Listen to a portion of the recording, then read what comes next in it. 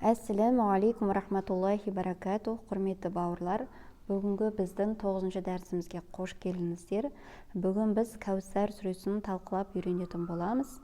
Дәрісімізді бастамас бұрын менің каналыма міндетті түрде тіркеліп кетуді ұмытпаңыздар. Ал бисмилля бастаймыз. Аузу биллахи минаш шайтанир раджим.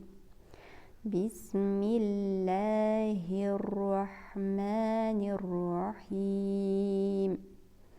Bismillahirrahmanirrahim.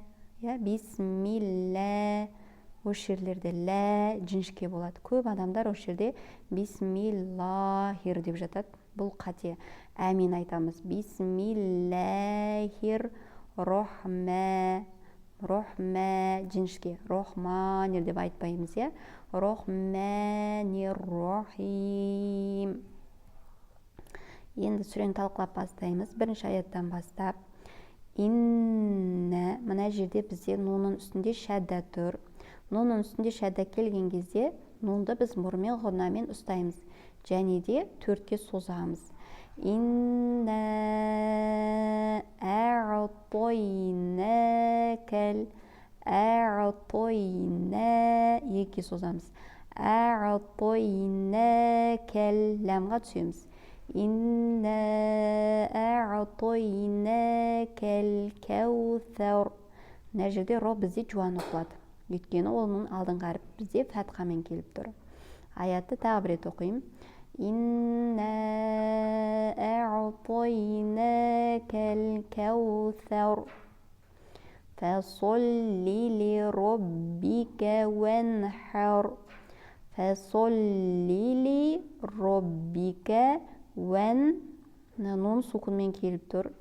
Және де бұл жерде нун бізде анық оқылады. Өйткені одан кейін бізде исхар әрпі келіп тұр. Исхар әрпі келген кезде нун ныма ны күйінде оқылады. Яғни ешқандай өзгеріске түспейді. Ванхар. Ванхар деп наны тербетіп жүруге де болмайды. Осы жерге қатты мұқият болыңыздар. Ванхар. Инна шанияка хуал абтар. Инна мұрмен ұстаймыз ымылдап. Ша екке созамыз. Шанияка хуал ләмға түсеміз. Әбі бұны тербетеміз және роны жуан оқимыз. Әбтар. Енді қайтадан сүрені оқимыз. Бисмиллахиррахманиррахим. Инна а'тойнакал кәусар. Фасолли ли роббика ванхар. Инна шанияка хуал абтар.